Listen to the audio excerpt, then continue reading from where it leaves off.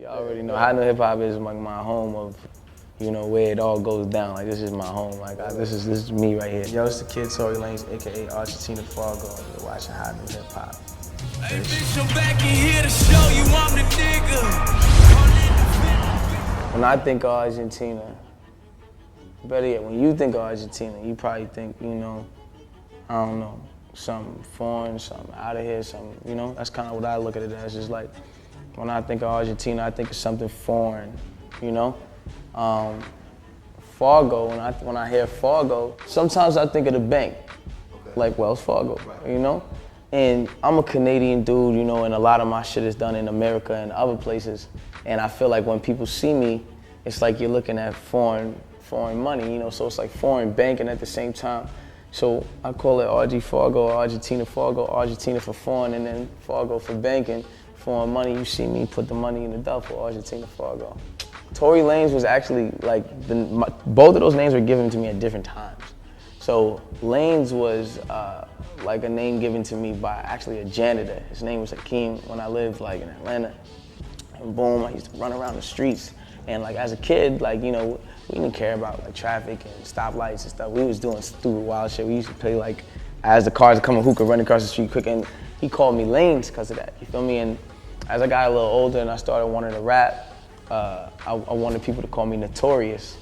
And so I guess it came to a point where, you know, the dudes on my block were not gonna call me Notorious because I wasn't B.I.G., but they called me Tory from Notorious. And over time I put the Tory with the Lanez and it just what I call myself.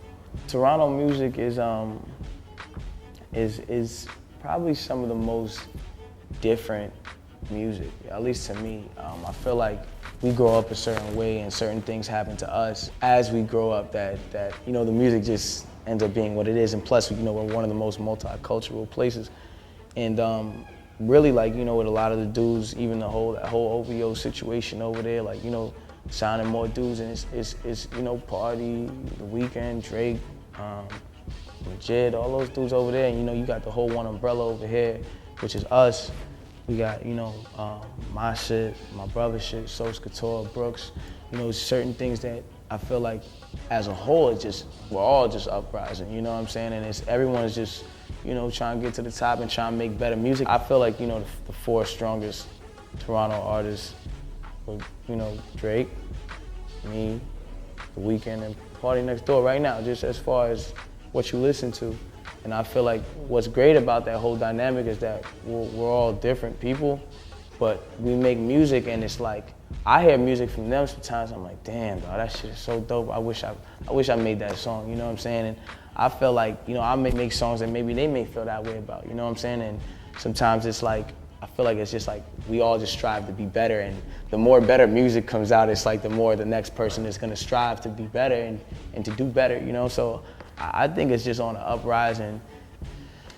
Toronto music is just what it is, you know? I'm glad that it's rising the way it is because it's a lot of talented musicians from there that haven't got the shine yet. I feel like I always want to be better than the last time. You know, I never want anything to go down and go lower. I'm not, when I said, you know, we all make music to be better, I wasn't saying like, I'm not in a competition with any other Toronto artist. I'm in a competition with myself because I feel like I just gotta outdo myself every single time, and like the thrill of trying to outdo myself is what really drives me. I do draw inspiration from all other Toronto artists as well though, you know what I'm saying? And that I'm not gonna lie, you know what I'm saying? Like I feel like we all draw inspiration from each other. Usually my other projects like Conflict in My Soul, Sincerely Tory, things like that, I made sure that, you know, I always thought like, yo, this is gonna be the one, this is gonna be, you know, I had high expectations for him. This one, actually, I had no expectations for. I just was just like, you know what, whatever this one's gonna do, it's gonna do. And, you know, judging by the downloads and the amount of reaction and just from people that never heard my music, even going to the shows and seeing the ticket sales, the reaction was crazy, ridiculous. Like, you know what I'm saying? And it's better than I expected, because I didn't really expect anything for it. You know what I'm saying? So, but it did better than all my other projects. And it exceeded what I wanted it to do. I wanted to at least do something that was different and do something where I at least felt like, you know, this is mine and no one can take this from me. And even down to the stories and down to the things that I said, you know, I just wanted to break a level honesty, you know what I'm saying, and break that barrier that was kind of there, that was stopping me from being this honest, like talking about things like my grandmother kicking me out the crib, and you know, just like things like on selfish and certain things, like, you know, it's just, this one was more real to me than any other project. Same clothes on me for a week straight, you know, that this first line of the song is, the reason why I even called it a week straight was just because of that line. Like when you're out there and you're in the trenches and, you know, you learn this from being independent, you know, you learn it from being somewhere where you have to fend for yourself. And when you do that, you learn a certain struggle, you feel me? And sometimes you know, if you're not sheltered, you stop caring about being the freshest guy, or you start caring about things like getting money and making sure that you stay above float, because no one out here is gonna do it for you. Writing that record and just all the things in that record just in itself, talking about things like my little sister having multiple scruptions. It's not my biological sister. I grew up with Jay Fresco, as some of y'all may know him. I just call him Jay. But his little sister's like my little sister because he's like my brother. His mother's like my mom after my mom died. So when I talk about my little sister, I'm talking about my little sister Kaya. She has multiple scruptions. And like, I used to see her take a needle every night and cry and be so mad that she had to take this needle, because she got diagnosed out of nowhere. Like she was in 11th grade when she got diagnosed. So imagine being in 11th grade and you getting diagnosed with a crazy disease. I remember there was a point in time where she was getting older and she was, I think, going older, over 18, and her medication was free up until that point. But for her medication, for what she had and the condition it was in, it was like $2,000 a month for her to get her, you know what I'm saying, to get her shit right. And I remember me and Jay, remember they said they was gonna cut off her whole like medication and everything, and we was just like, nah, like before we let that happen, like we'll go out in those trenches and we'll make that money, like, you know what I'm saying, like I'm not gonna let my, you know what I'm saying. It was just one of them things. It was a painful time, but you know we got through it. But a week straight is just different emotions and different things from different times. You know what I'm saying? But it's all real, you know what I'm saying? When my mama died, I became a soldier. When I was 11 years old, my mama died. That was the time I went cold, and I was like, I don't care about nothing around me. I got kicked out of every school since my mom died in 5th grade, since 6th grade, up till when I dropped out. I've been kicked and expelled out of every single school. I got 132 suspensions on my record. A cosign from a regular person on the corner who has no relevance in anything means something to me. You know what I'm saying? Because it's the fact that that's still a human being.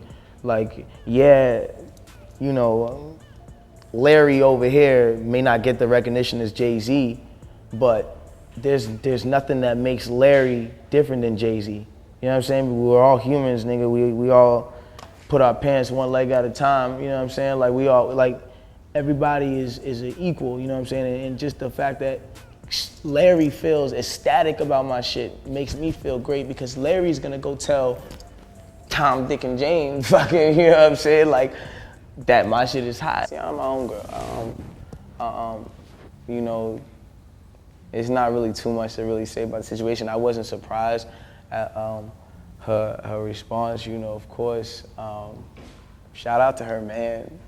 Like, you know, like, I understand why you would, you know, do it the way you did it. But I think at the same time, there's something else that still has to come out of that. And it's one of those things where, you know, when it comes, you know what I'm saying? I'm not gonna say what it is. It's gonna be dope, but that whole situation, I just made the record because I thought, you know, when I spoke on the FaceTime, she really was looking good. So it's like, fuck, it inspired me to write the record, you know what I'm saying? And it was something real, and it was something I just felt at the moment. And I write off of what's going on in my life at the moment, you know, and that was it, like, you know. But I love her song. Like, like, people was like, oh, you know, it's a diss, or and I know it's not a diss, because I know her, like, I know the way she is. I knew it was never a diss. It's just a dope record. I thought her shit was crazy. So, I mean, I don't got no problems with her record or anything. That's TT, look, you know what I'm saying? That's TT. I do a lot of writing, like, you feel me? And like, sometimes people don't really actually know how much writing I really do, you know what I'm saying? I did the latest shit for Travis Scott and T.I., the record that they got, the brand new Travis shit, I wrote that. I did I wrote the Akon and Jeezy shit on his album. I write a lot of behind, you know what I'm saying? It's like a lot of behind. I wrote this August Alsina record on the Meek Mill album that's about to come out, and just like certain shit like that. But I haven't really been on my collab shit with anybody really lately because I just kind of been focused on just making sure that my penmanship is just at its most creative level. You know, I don't want to sound like nobody else, and I have a message to my fans to, not really, to never really sound like anybody else again and never make them feel like there's any other influences. And so because of that, I've been kind of staying away from other shit just for now so I can work on me, Wale, like, people don't give Wale enough credit. Like, you feel me? Like, Wale he's a very, very, very talented writer. Like, you feel me? And he's just talented in general, like, down to the things he listens to, down to the way he looks at things. Like, people just don't give him enough credit, you feel me? Like, I met him, I believe it was last year sometime, or it could have just been the very beginning of this year. And I met him in Austin one day, and my manager told me he wanted to connect with me, and he was doing the J. Cole tour. And I remember I came on his bus, we chopped it up for like 30 minutes, talk, whatever the case is. And he was just like, yo, I still got room on the tour bus if you want to come on a couple dates with me. Show me mad love.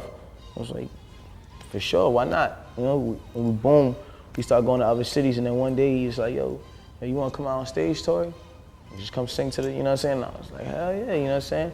And he was like the first person that really just showed me that kind of love, you know what I'm saying? Like, just off the rip, didn't want nothing from me, just showed me love, like, you feel me? Whenever we're in the same place, if there's a studio around, I know he's always willing to work, and likewise, because we was working on the bus when we was on the tour. We was just going, you know what I'm saying?